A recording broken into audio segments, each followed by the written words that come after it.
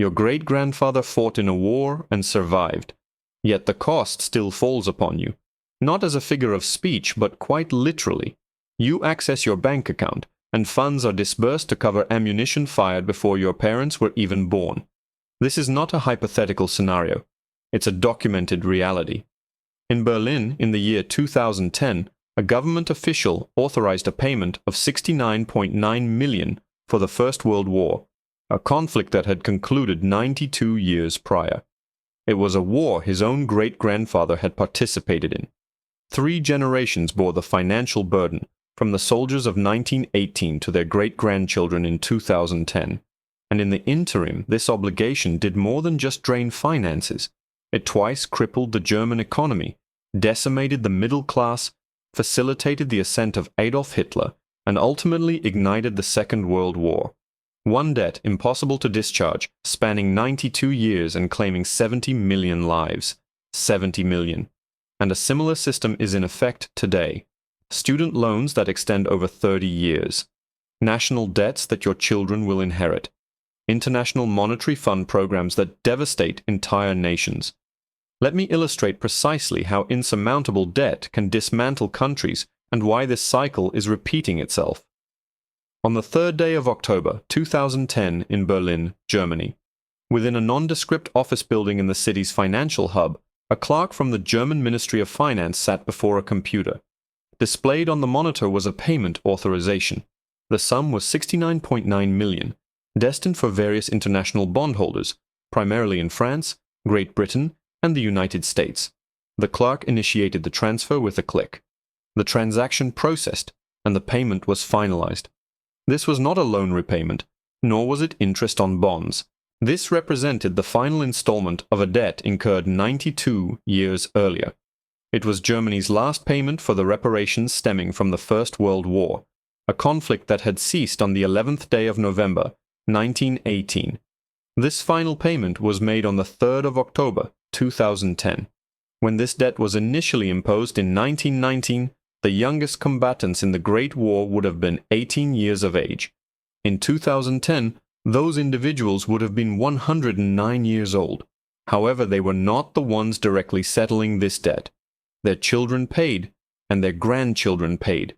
And that clerk in 2010, executing the final transfer, was effectively paying for a war his own great-grandfather had fought. Across 3 generations, spanning 92 years from the initial payment in 1921 to the last in 2010, Germany disbursed approximately $89 billion in reparations, interest, and restructured debt obligations from the First World War. Yet the true cost far exceeded this monetary figure. The reparations crippled the German economy, caused the currency to collapse, annihilated the middle class, paved the way for Adolf Hitler's rise to power, and precipitated the Second World War, which resulted in the deaths of 70 million people. The Treaty of Versailles did not conclude the First World War. It guaranteed a second, its mechanism being a debt that was unpayable, mathematically impossible, and designed to subjugate Germany across generations, ensuring it would never truly recover. On the 28th day of June, 1919, at the Palace of Versailles, just outside Paris, in the Hall of Mirrors, the very location where Germany had proclaimed its empire in 1871 after defeating France, the peace treaty was signed. 48 years later, the choice of venue was deliberate, intended for maximum humiliation. Seated across from the German delegation were 4 key figures: Georges Clemenceau of France, David Lloyd, George of Great Britain, Woodrow Wilson of the United States, and Vittorio Orlando of Italy, collectively known as the Big Four.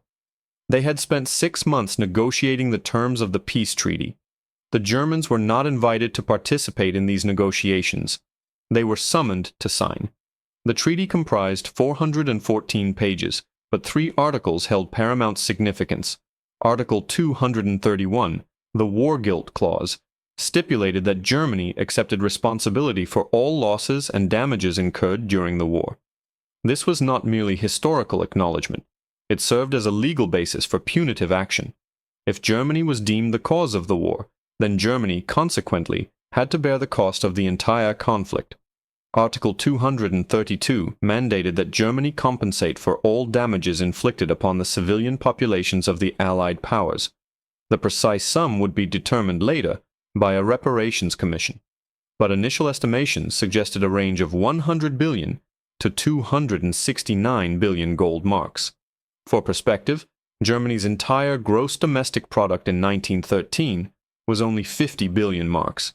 Article 233 outlined the payment schedule. Germany was required to commence payments immediately, even before the total amount was calculated. This involved 2 billion gold marks annually, plus 26% of the value of German exports.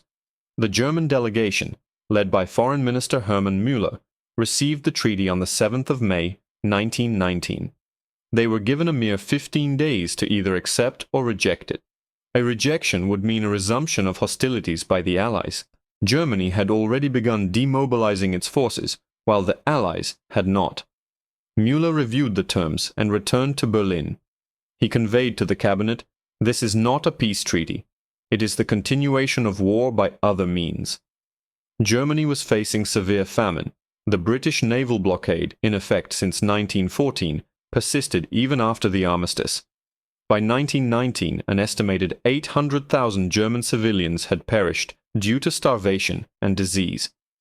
On the 23rd of June, Germany's National Assembly voted by a margin of 237 to 138 to accept the treaty.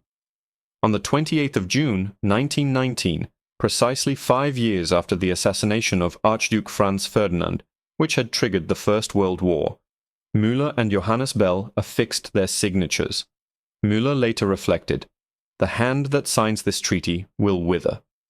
Within months, this prophecy began to manifest, not only for Germany, but for the entire European economy. On the 5th of May, 1921, the Reparations Commission announced the final sum, 132 billion gold marks, equivalent to $442 billion in today's currency. The payment schedule mandated 66 years of annual installments, meaning Germany would be making payments until 1987. However, Germany's total gold reserves in 1921 amounted to a mere 1 billion marks. The annual payment of 2 billion marks represented 50% of the government's revenue. Mathematically, Germany could not meet these obligations without eliminating all public services, including the military, police, schools, and infrastructure.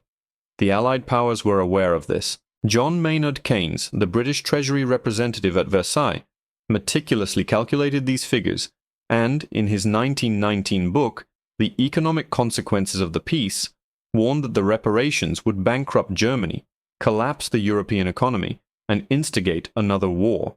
His counsel was disregarded. France's position, championed by Clemenceau, was straightforward. Germany must pay. France sought retribution rather than economic rationality. Consequently, Germany was burdened with a debt it could not possibly repay, and its attempts to do so would ultimately devastate the nation. Germany made its inaugural reparations payment in August 1921, amounting to 1 billion gold marks, dispersed in the form of gold, foreign currency, coal, timber, and chemical dyes. Germany depleted its reserves and exported all valuable commodities. By December 1921, Germany requested a moratorium. The economy was in a state of collapse, and the government could not balance its budget, as 50% of its revenue was allocated to reparations. The Reparations Commission denied the request. France, supported by Belgium, maintained that Germany was deliberately hindering the payments. Great Britain and the United States proposed a reduction in the payment amounts, but France refused. Germany made a partial payment in January 1922, which France declared insufficient.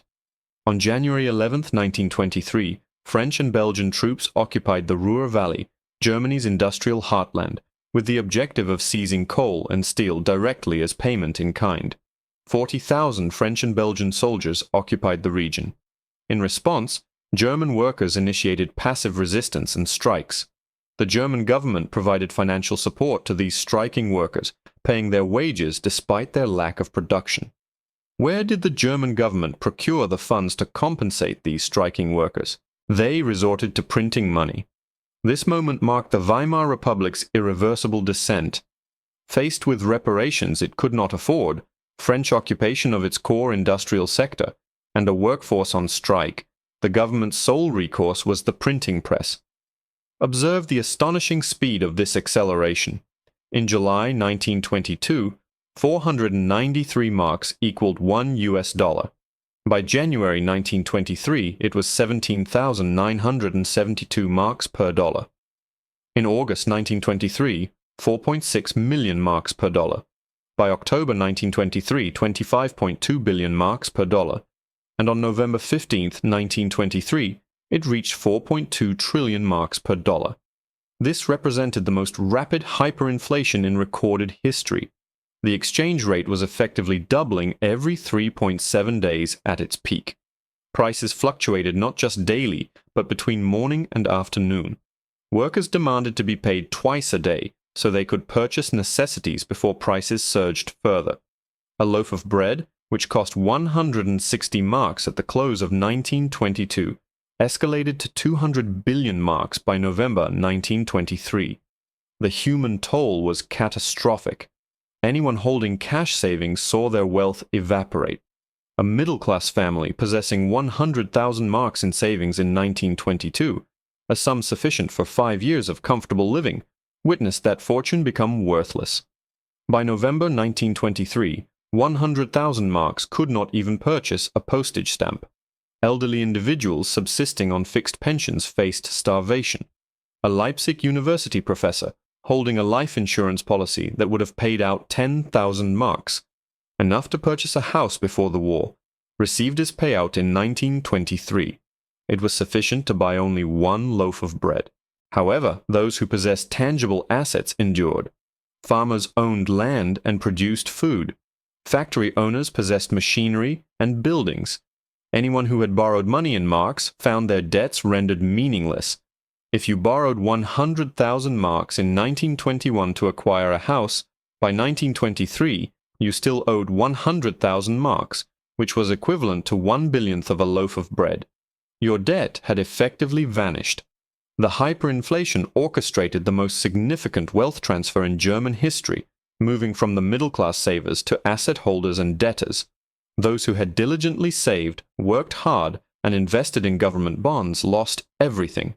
Conversely, those who had engaged in speculation, borrowed heavily, and owned physical assets emerged victorious.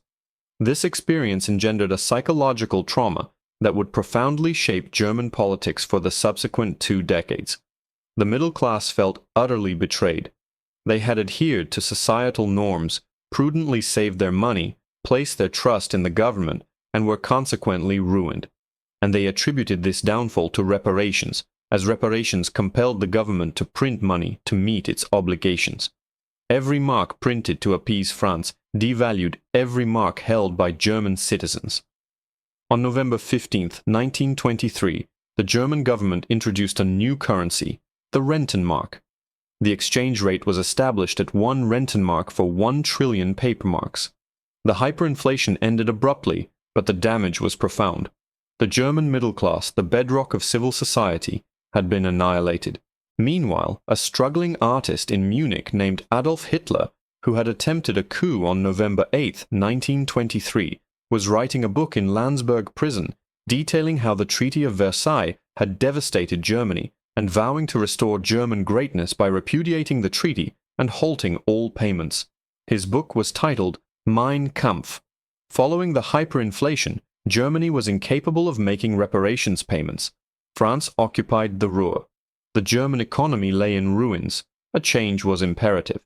Enter the Americans, specifically Charles Dawes, an American banker and future vice president. In 1924, Dawes chaired a committee tasked with restructuring German reparations. The outcome was the Dawes Plan, implemented in August of that year. The plan reduced Germany's annual payments to 1 billion marks initially, escalating to 2.5 billion marks by 1929. However, the crucial aspect was this. Germany lacked the funds to cover even these reduced amounts. Therefore, the Dawes Plan incorporated loans. American banks would extend credit to Germany. Germany would then utilize these borrowed funds to settle its reparations obligations to France and Britain. France and Britain, in turn, would employ these reparations payments to repay their war debts to the United States. Do you perceive the circularity? American banks lend to Germany. Germany pays France and Britain. France and Britain pay America. America repays American banks. American banks lend to Germany again. It was a financial perpetual motion machine, except it was not truly perpetual. Its functionality hinged entirely on the continuous lending by American banks, and American banks had every incentive to maintain this lending, as they profited from fees on every loan issued. J.P. Morgan and Company spearheaded the loan syndicate. Between 1924 and 1929, American banks loaned Germany $2.5 billion. During this period, Germany paid $2.1 billion in reparations. The banks in turn collected origination fees, 1 to 2% on $2.5 billion, equating to $50 million in fees. They also earned interest averaging 5 to 7% annually on outstanding balances, and they held German bonds that were slated for repayment with interest. It was a brilliant scheme for the banks. For Germany, however, it represented yet another trap.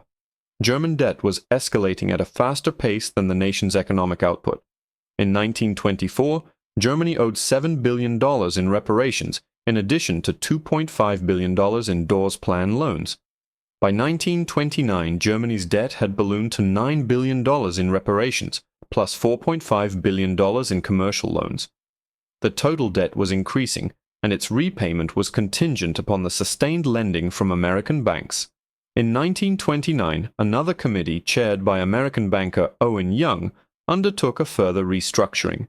The Young Plan reduced the total reparations to $26.3 billion and extended the payment period to 1988, a span of 59 years. Germans born in 1929 would be making payments until they reached the age of 59. However, like the Dawes Plan, the Young Plan was dependent on continued American lending. And in October 1929, the American stock market experienced a dramatic crash. American banks abruptly ceased lending to Germany. By 1930, the net flow of capital from America to Germany had become negative. Banks began demanding repayment of existing loans at a faster rate than new loans were being disbursed. Germany could no longer afford reparations without American loans. Consequently, France and Britain were unable to receive reparations payments because Germany could not pay. Everyone was caught in a debt spiral that relied on American lending, and American banks had effectively withdrawn their support. When American loans ceased, the German economy once again plunged into collapse. In 1930, unemployment reached 15%. By 1931, it stood at 25%, and by 1932, it climbed to 30%, with 6 million Germans out of work. Industrial production plummeted by 40%. Banks failed, businesses shuttered, and breadlines stretched for blocks. Yet reparations payments continued. The Young Plan mandated payments irrespective of economic conditions. Germany was expected to pay 2 billion marks annually, while 6 million citizens were unemployed. The political ramifications were immediate. In the September 1930 election, the Nazi Party secured 18.3% of the vote, a substantial increase from 2.6% in 1928, becoming the second largest party in the Reichstag. Their campaign was anchored by a single potent message: the Versailles Treaty is slavery. We will tear it up. Adolf Hitler, the failed coup leader from 1923, had now ascended to the leadership of a major political party. His message resonated deeply because every German family had been devastated, either by the hyperinflation of 1923 or the Great Depression of 1932, both of which were direct consequences of the reparations. In July 1931, Germany formally requested a moratorium on all reparations payments. U.S. President Herbert Hoover granted a one-year moratorium. France reluctantly agreed, but the damage was already irreparable. In June 1932, at the Lausanne Conference, the Allied powers finally confronted the reality of the situation. Reparations were suspended indefinitely. This was presented as a face-saving measure, as everyone understood Germany would never fully repay. However, politically, it was too late. In the July 1932 election, the Nazis garnered 37.3% of the vote, making them the largest party in the Reichstag. In January 1933, Hitler was appointed Chancellor, and in October 1933, Hitler officially halted all reparations payments. His justification was that Germany had already paid 22.9 billion marks in reparations between 1921 and 1932, an amount exceeding what France had extracted from Germany in 1871. Germany, he declared, had paid enough. The debt, he asserted, was unilateral, unjust, and void. No one challenged him. France and Britain were too economically weakened to enforce any compliance. The United States had withdrawn from European affairs, and the German public overwhelmingly supported Hitler's decision. What ensued, as you well know, was Hitler rearming Germany in violation of the treaty. He remilitarized the Rhineland in 1936, annexed Austria in 1938, and invaded Poland in 1939, initiating the Second World War. Here lies the critical point. The Versailles reparations did not merely facilitate Hitler's rise to power, they rendered it inevitable, because it is impossible to impose an unpayable debt upon a nation without simultaneously destroying its economy and radicalizing its populace. John Maynard Keynes had presciently warned in 1919, "If we aim deliberately at the impoverishment of Central Europe, vengeance will not limp. Nothing can then delay for long that final war which will destroy civilization." His foresight proved accurate. 20 years after Versailles, the architect of that final war emerged, and 70 million people perished. On May 8, 1945, Germany surrendered, marking the end of the Second World War in Europe.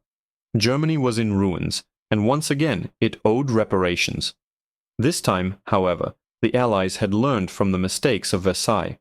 There would be no massive monetary reparations. Instead, Germany's payment would be through industrial dismantling.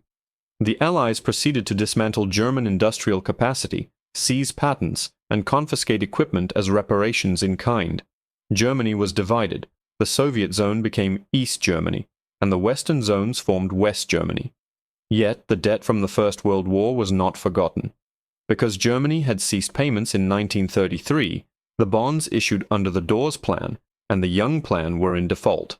Bondholders in the United States, the United Kingdom, and France still possessed these bonds and sought repayment. In 1953, West Germany and its creditors convened in London to restructure all German debt. The London Debt Agreement of 1953 restructured $25 billion of German debt. The terms were notably more lenient than those of Versailles. West Germany agreed to pay 50% of the outstanding debt. Interest rates were reduced, and payments were contingent upon West Germany achieving trade surpluses, thereby avoiding economic strain. Crucially, the final payment on the World War I reparations bonds was deferred until German reunification. This last clause was pivotal. In 1953, no one anticipated Germany would reunify. It seemed probable that East and West Germany would remain separate entities permanently. Therefore, payable upon reunification effectively meant never. Between 1953 and 1983, West Germany disbursed approximately $14 billion in debt service under the London Agreement.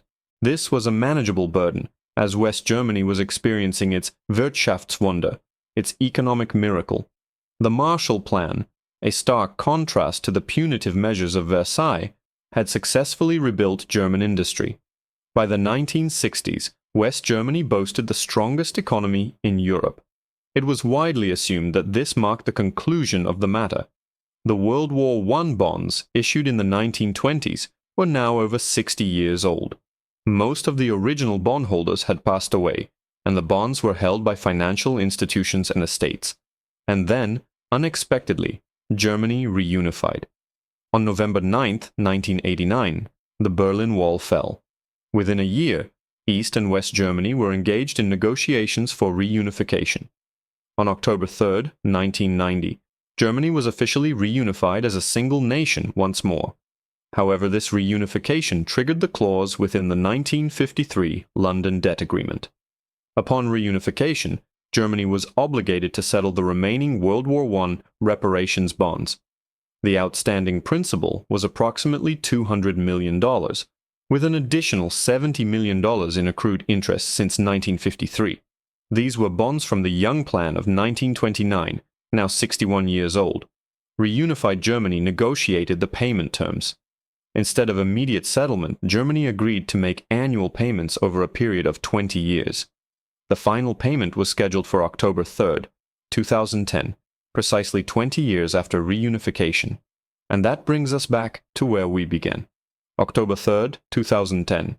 A clerk in Berlin authorized a payment of $69.9 million. The transfer processed, and the World War I reparations were finally definitively settled. 92 years after the war's conclusion, 76 years after Hitler ceased payments, and 20 years after reunification necessitated their resumption, the German Finance Ministry issued a statement. On October 3, 2010, the last reparations payment stemming from the Treaty of Versailles was made. The statement was concise, devoid of ceremony, consisting solely of a bank transfer and a press release. The total amount Germany paid in World War I reparations over 92 years amounts to approximately $89 billion in inflation-adjusted terms. $22.9 billion paid between 1921 and 1932 under the original Versailles schedule, $1.5 billion paid between 1953 and 1983 under the London Debt Agreement, and $0.3 billion paid between 1990 and 2010 to settle the final bonds. For comparison, the Marshall Plan provided Germany with $1.4 billion between 1948 and 1952, equivalent to $17 billion today. Germany paid 5 times more in World War I reparations than it received in Marshall Plan aid. Let me illustrate the human cost across 3 generations. The first generation fought in the First World War, endured hyperinflation, suffered through the Great Depression, and either supported or opposed Hitler. The average German born in 1900 experienced World War I from the ages of 14 to 18. Subsequently, they lived through hyperinflation from ages 18 to 23, during which their life savings became worthless and the middle class was annihilated. This generation bore the greatest burden. Their entire adult lives from 18 to 45 years of age were shaped by the aftermath of World War I and the arduous attempts to meet reparations obligations. Many voted for Hitler specifically because he pledged to end the debt slavery of Versailles. The foundations of democratic principles, free market economies, and the established global order were severely undermined. This particular generation came to understand that adherence to established norms, financial prudence, and reliance on governmental assurances could ultimately lead to destitution. The subsequent generation, roughly born between the years 1920 and 1945, undertook the monumental task of reconstructing Germany from its war-torn ruins. Their formative years were shaped by rampant inflation, economic hardship, the oppressive Nazi regime, and the devastation of the Second World War.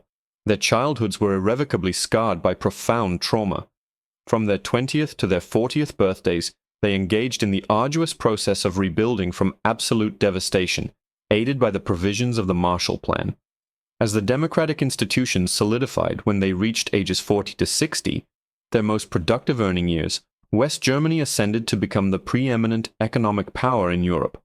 However, this resurgence was shadowed by their obligation to fulfill the financial commitments stipulated by the London Debt Agreement.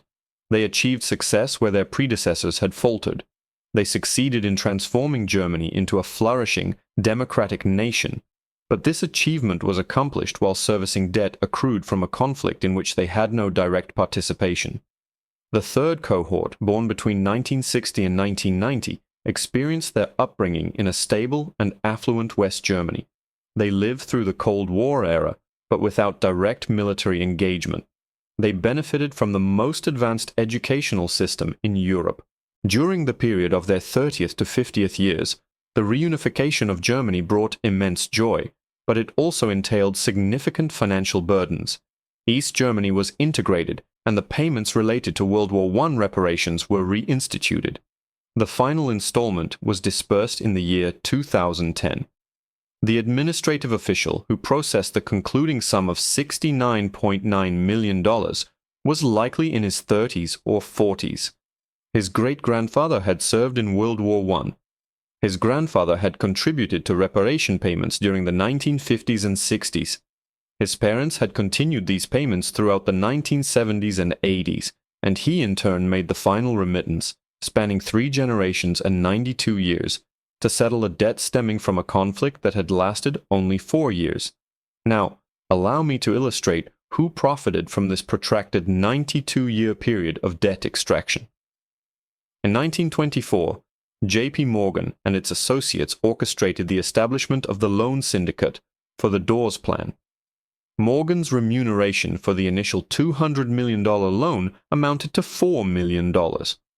Over the subsequent 5 years, Morgan arranged additional financing totaling $2.5 billion, with estimated fees exceeding $50 million, a sum in 1920s currency equivalent to over $750 million today.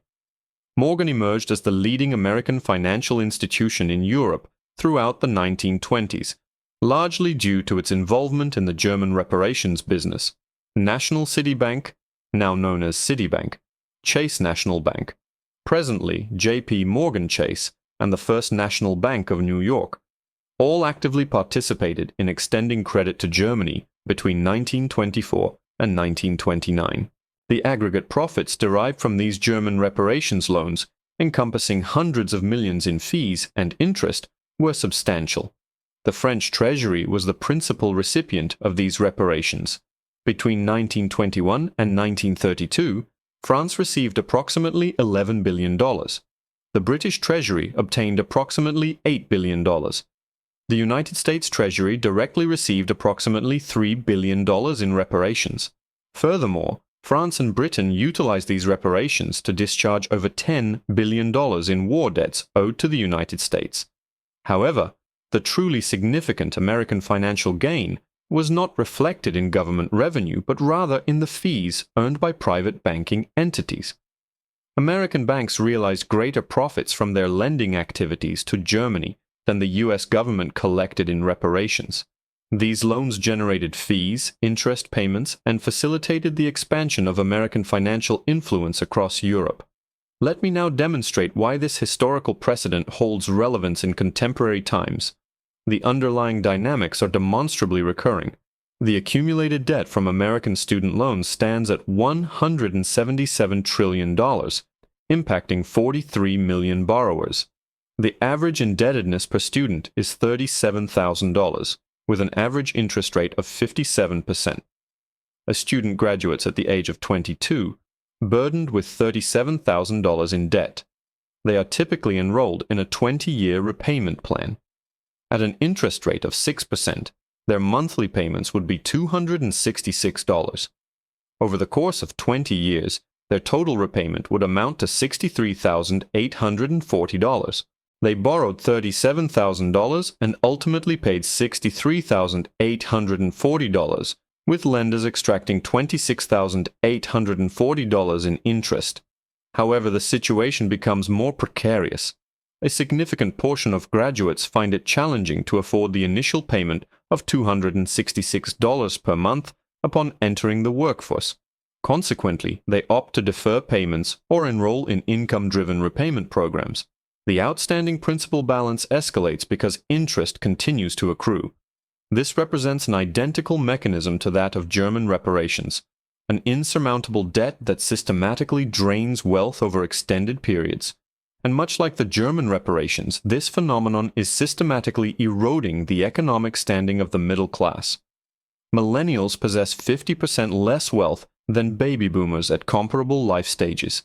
The situation for Generation Z is even more dire. The primary contributing factor is student loan indebtedness.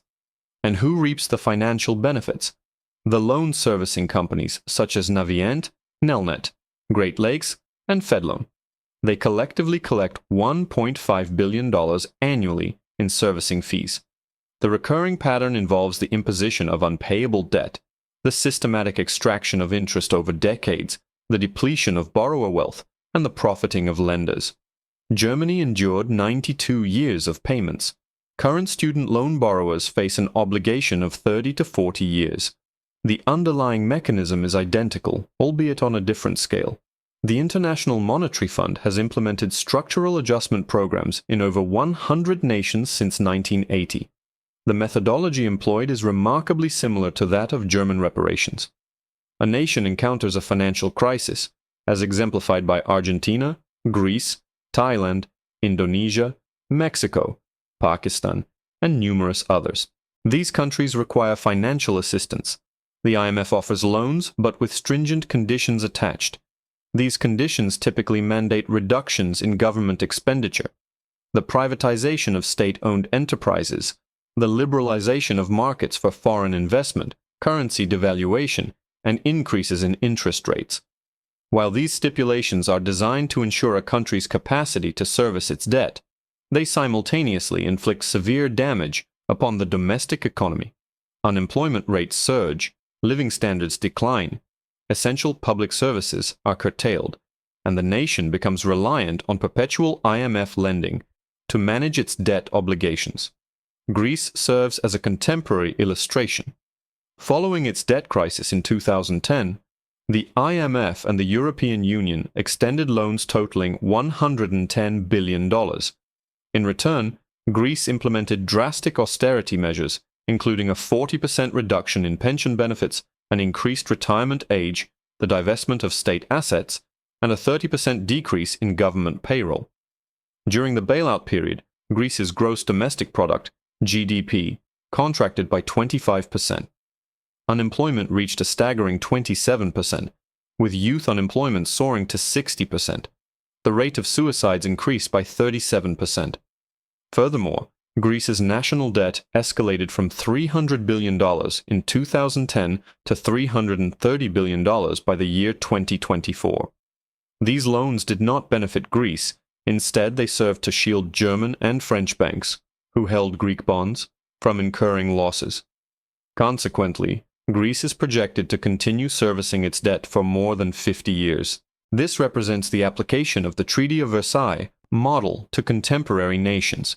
The imposition of unmanageable debt, the extraction of payments through austerity measures, the decimation of the domestic economy, the perpetuation of dependency, and this scenario is currently unfolding in dozens of countries worldwide. On October 3, 2010, a clerk in the German Finance Ministry processed a payment of $69.9 million, marking the cessation of World War I reparations.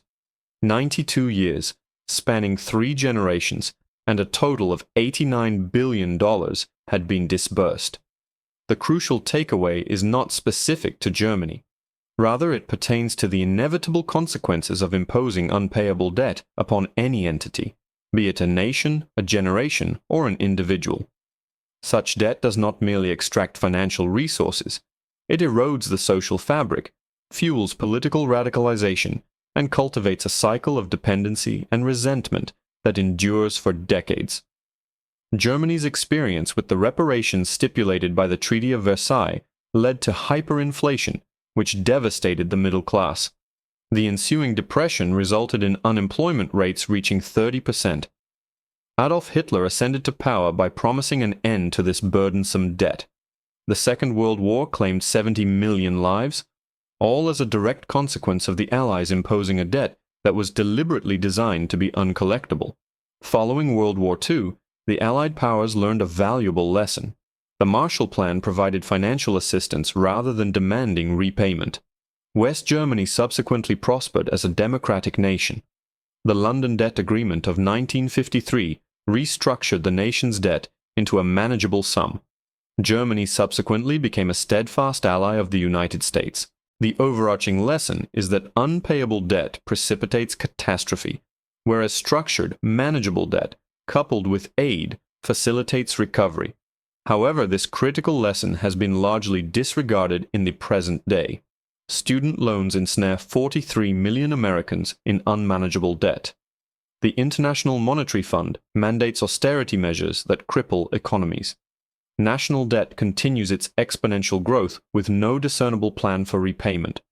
This pattern is repeating itself, and the inevitable outcome will be consistent: economic devastation, political extremism, and ultimately societal collapse. The clerk who executed that final payment in 2010 did more than simply close an accounting ledger. He brought to an end a 92-year cycle of generational debt extraction that had impoverished 3 generations of Germans and contributed significantly to the outbreak of the most destructive war in human history. And we are currently in the process of constructing an analogous system. Student debt requires 30 years for repayment. National debt will be inherited by our grandchildren. IMF structural adjustments devastate entire nations. We are fully aware of the ultimate consequences. Germany's history has provided us with this stark realization. Unpayable debt is never truly settled. It ultimately consumes all parties involved.